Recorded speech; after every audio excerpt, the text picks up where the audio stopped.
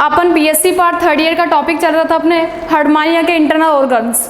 Herdmania के internal organs के अंदर मैंने आप लोगों को सबसे पहले इसके अंदर बताया था पाचन तंत्र के बारे में, डाइजेस्टिव सिस्टम के बारे में बताया था। इस सिस्टम के अंदर मैंने आप लोगों को बता दिया था कि इसके अंदर क्या प्रेजेंट होंगे, जो डाइजेस्टिव जो और यानी कि पाचन तंत्र के अंदर एलिमेंट्री कैनाल में हमने बात की थी, मुख इसमें प्रेजेंट होगा, बकल कैविटी इसमें प्रेजेंट होगी, विभिन्न प्रकार के मैंने आप लोगों को इसमें भी फेरिंजियल चैम्बर्स इसके अंदर बताए थे, ब्रैंकियल प्री ब्रैंकियल चैम्बर्स बताए थे। फिर ओइसोफेगस के बारे में बात कर ली थी। ओइसोफेगस के बाद में मैंने आप लोगों को इसमें बताया था कि इसमें क्या प्रेजेंट होगा, स्टमक प्रेजेंट होता है। स्टमक के बाद में इसमें अपन डाइजेस्टिव की बात कर रहे थे, उसमें स्टमक के बाद में इसमें प्रेजेंट था कि जो इंटेस्टाइन होती है, इंटेस्टाइन इसमें प्रेजेंट होगी। इंटेस्टाइन के लिए मैंने बताया था इसमें यू आकार की नलिका होगी, जैसे कि नेफ्रॉन के अंदर यू आकार की नलिका जो क्या बनाती है, हेनले लूप बनाती है। हेनले लूप के अंदर अपन बात करते हैं इसमें दो प्रकार की आर्म्स होती है, एक तो असेंडिंग आर्म्स होती है और एक होती है डिसेंडिंग आर्म्स होती है, ध्यान रखना। वैसे ही इसमें भी क्या होती है, दो असेंडिंग और डिसेंडिंग आर्म्स में पाई जाती है। तो ये अपने किसकी बात हुई थी यहाँ पे, इंटेस्टाइन की। ये इंटेस्टाइन के बाद में इसमें क्या प्रेजेंट होता है, यहाँ पे रेक्टम की बात करेंगे। रेक्टम प्रेजेंट होता है, ये रेक्टम भी क्या होता है, अवस्कर के रूप में। इससे क्या होता है कि बॉडी के अंदर जो भी यहाँ पे जो मल इकट्ठा होता है वो किस में इकट्ठा होता है, यहाँ पे मलाशय के अंदर रेक्टम में इकट्ठा हो जाता है और अवस्कर के द्वारा ये एट्रियम में खुलता है और एट्रियम के द्वारा क्या हो जाता है, बाहर आउट हो जाता है। ये भी क्या होता है, गुदा छिद्र भी क्या होता है, एक लोब्स के द्वारा या लिप्स के द्वारा कवर्ड होते हैं। ध्यान रखना कि जो रेक्टम होता है, रेक्टम के ऊपर जैसे कि अवस्कर होता है, अवस्कर के ऊपर भी क्या प्रेजेंट होते हैं, यहाँ पे लिप्स पाए जाते हैं या लोब्स पाए जाते हैं। ये बात अपनी किसके बारे में हो गई थी, यहाँ पे रेक्टम की। और लास्ट यानी कि ये पॉइंट अपना लास्ट हो गया था किसमें, डाइजेस्टिव सिस्टम में। अब आज अपन इसमें बात करते हैं कि डाइजेस्टिव सिस्टम के अंदर भी विशिष्ट प्रकार की डाइजेस्टिव ग्लैंड्स पाई जाती है, यानी कि बोल सकते हैं डाइजेस्टिव ग्लैंड्स पाई जाती है। डाइजेस्टिव ग्लैंड में हम सबसे पहले बात करेंगे किसकी, लीवर ग्लैंड की, या फिर बोल सकते हैं यकृत ग्रंथि। देखो इसकी जो लीवर ग्लैंड होती है, यकृत ग्रंथि जो होती है, इसके द्वारा क्या होता है, विशिष्ट प्रकार के एंजाइम रिलीज किए जाते हैं।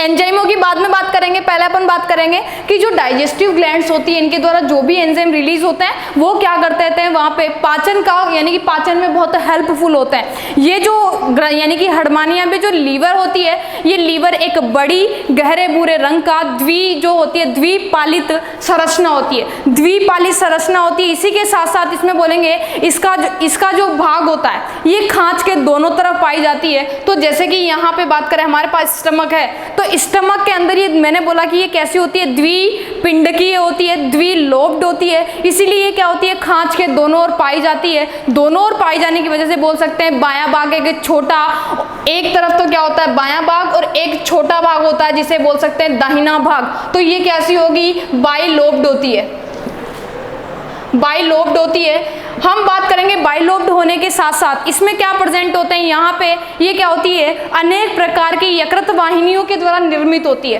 कौन, ये जो यहाँ पे लीवर ग्लैंड होती है, ये विशिष्ट प्रकार की डाइजेस्टिव ग्लैंड्स के द्वारा जो भी कैसी होती है, यकृत वाहिनियां होती है उनके द्वारा निर्मित होती है। इन यकृत वाहिनिकाओं के साथ साथ इनमें क्या प्रेजेंट होता है, रुधिर पात्र इनमें प्रेजेंट होता है। ये सारी नलिकाएं एक जाल जैसी संरचना बना लेती है और जाल जैसी संरचनाओं में भी हम बात कर सकते हैं उनमें कितनी होगी, 10 से 12। तो यहाँ पे बोल सकते हैं ये 10 से 12 क्या होती है, यकृतीय वाहिनियां पाई जाती है। यकृतीय वाहिनियां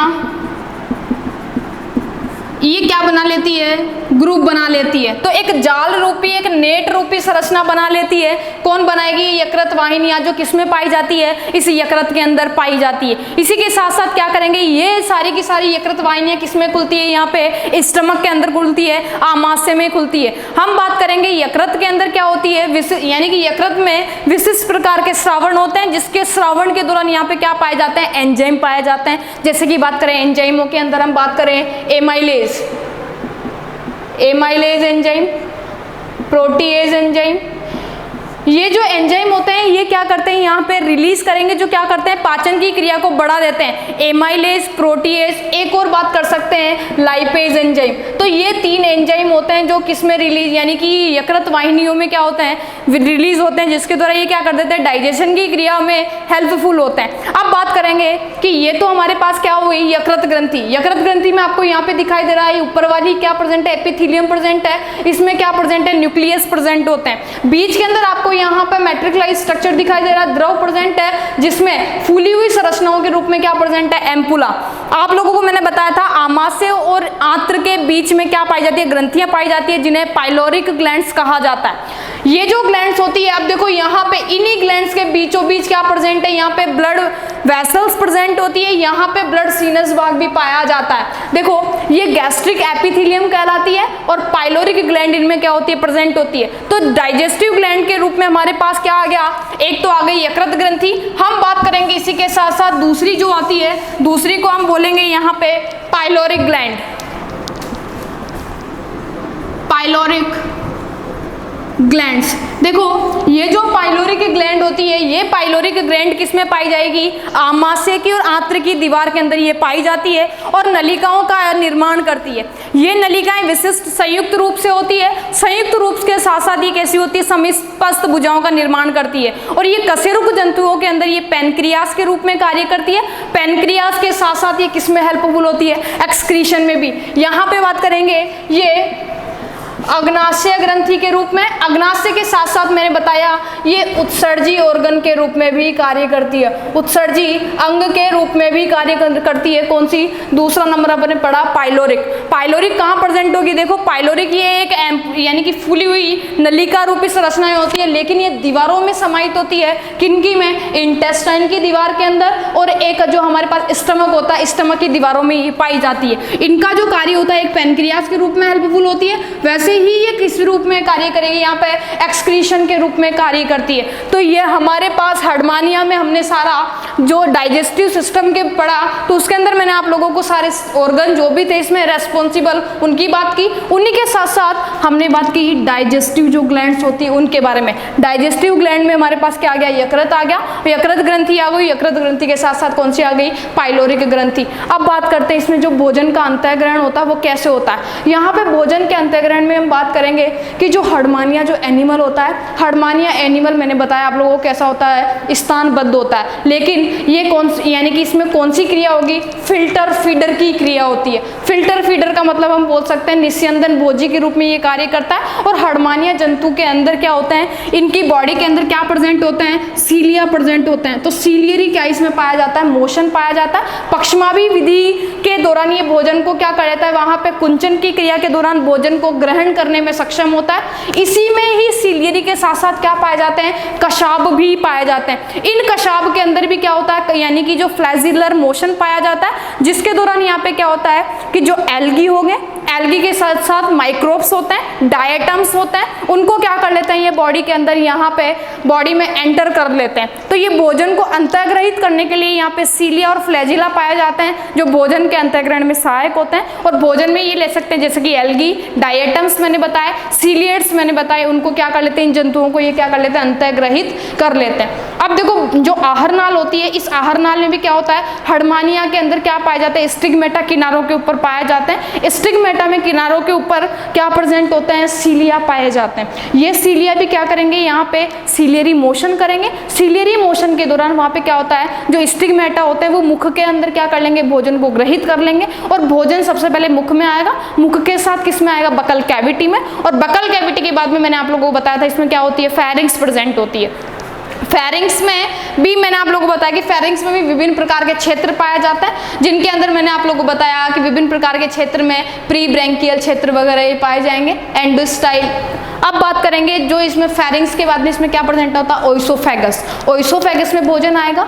ओइसोफेगस के बाद में हम बात करेंगे ओइसोफेगस ग्रासनाल के बाद में ये ओइसोफेगस के बाद में आता है किसके अंदर स्टमक में आता है। स्टमक के बाद में अपन बात करेंगे क्योंकि इसमें भी आपको बताया था मैंने ट्रैबिक्यूली और एक मैंने आपको बताया था यहाँ पे कोन लाइक विशिष्ट प्रकार की सेल्स पाई जाती है जो यहाँ पे किसमें सहायक होती है फीडर में सहायक होती है। इनमें की बात करेंगे कि आमाशय में भोजन आने के बाद उसमें क्या स्टार्ट हो जाता है, डाइजेशन की क्रिया स्टार्ट हो जाती है। तो ये भोजन के, अब पाचन की बात करें तो पाचन के लिए मैंने आपको बताया कि पाचन में हेल्पफुल कौन से होते हैं, इनमें गैस्ट्रिक जूस निकलते हैं जो विशिष्ट प्रकार के एंजाइमों की क्रिया के दौरान वो क्या होता है, डाइजेस्ट हो जाता है। तो हमने बात की कि जो डाइजेस्टिव ग्लैंड्स होती है वो भी डाइजेशन के अंदर हेल्पफुल होती है। तो इनमें बात की यकृत ग्रंथि इसमें पाई जाती है, और कौन सी पाई जाएगी, पाइलोरिक ग्लैंड इसके अंदर पाई जाती है। ये क्या करती है, डाइजेशन में क्या होती है, हेल्पफुल होती है। अब बात करेंगे इनमें भी क्या होते हैं, ये माल्टोज वगैरह प्रोटीएज विशिष्ट प्रकार के एंजाइमों के द्वारा उनको क्या क्या कर दिया जाता है, उन जो यहाँ पे एलिमेंट्स होंगे उनको क्या कर दिया जाएगा, यहाँ पे ब्रेक डाउन कर दिया जाता है, जिसके द्वारा बॉडी को एनर्जी मिलती रहती है।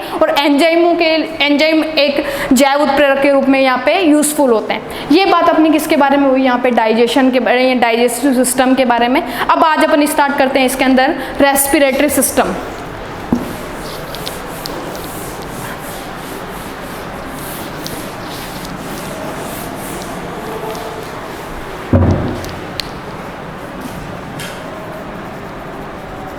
रेस्पिरेशन की क्रिया, रेस्पिरेशन को हम बोलेंगे यहाँ पे श्वसन।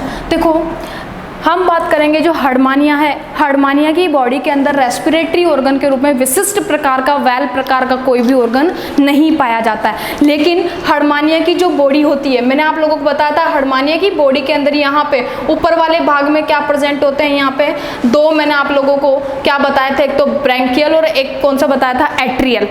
ब्रैंकियल साइफन या फिर बोल सकते हैं ब्रैंकियल एपरेचर, और इधर प्रेजेंट था एट्रियल एपरेचर या बोल सकते हैं एट्रियल, यहाँ पे साइफन की बात की थी। यहाँ पे नीचे की तरफ संकुचित भाग था, इस संकुचित भाग को मैंने यहाँ पे आप लोगों को बताया था कि संकुचित भाग को हम क्या बोलते हैं, यहाँ पे फुट बोला जाता है। लेकिन इंटरनल ऑर्गन में बात करें रेस्पिरेशन के रूप में, रेस्पिरेशन के रूप में यहाँ पे क्या प्रेजेंट होता है, ब्रैंकियल साइफन पाया जाता है। और ब्रैंकियल साइफन का फॉर्मेशन कौन करता है, ब्रैंकियल एपरेचर इसका फॉर्मेशन करता है। लेकिन हम श्वसन की बात करें तो श्वसन के लिए यहाँ पे अंगों का क्या होता है, अभाव होता है।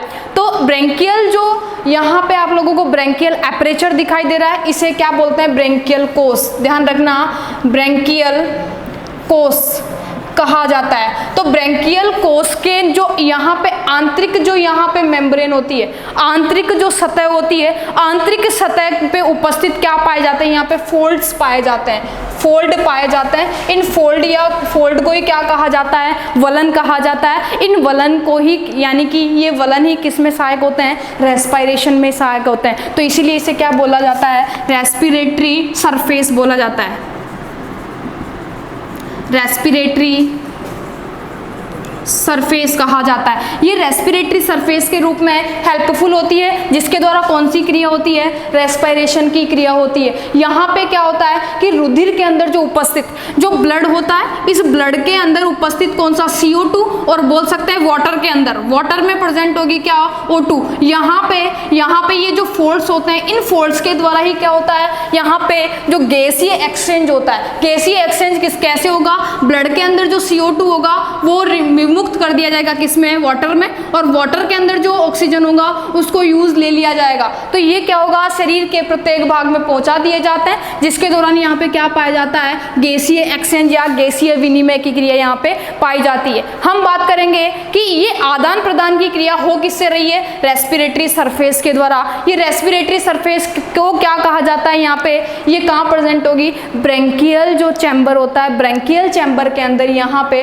जो आंतरिक जो झिल्ली होती है, इस आंतरिक झिल्ली के ऊपर ही क्या प्रेजेंट होते हैं, फोल्ड्स पाए जाते हैं या वलन पाए जाते हैं, जिनके द्वारा कार्बन डाइऑक्साइड को और यहाँ पे ऑक्सीजन को क्या कर लिया जाता है, यहाँ पे कार्बन डाइऑक्साइड को तो विमुक्त कर दिया जाता है, जो कहाँ चला जाएगा, एट्रियम में चला जाएगा, एट्रियम में चला जाता है। ध्यान रखना, CO2 किसके साथ, वाटर के साथ कहाँ चला जाएगा, एट्रियम में, और एट्रियम के द्वारा कहाँ आउट कर दिया जाता है, ये बाहर आउट कर दिया जाता है। तो ये हो गया क्या कि जो ब्लड क्या ले लेगा, ब्लड के अंदर जो टिश्यूज है वो किसको ले लेंगे, ऑक्सीजन को। तो ऑक्सीजन और CO2 का जो एक्सचेंज होता है वो किसके द्वारा होगा, यहाँ पे रेस्पिरेटरी सरफेस के द्वारा एक्सचेंज हो जाता है। ध्यान रखना कि यहाँ पे अनेक प्रकार की संरचनाएं पाई जाती है, जिन्हें क्या बोला जाता है, जाता है ट्रैबिक्यूली। ट्रैबिक्यूली पाई जाती है। इस ट्रैबिक्यूली के पाए जाने की वजह से यहाँ पे टेस्ट में क्या पाया जाता है, संवहनी एम्पुला। मैंने आप लोगों को बताया था एक फूली हुई संरचना पाई जाती है जिन्हें क्या बोला जाता है, संवहनी एम्पुला।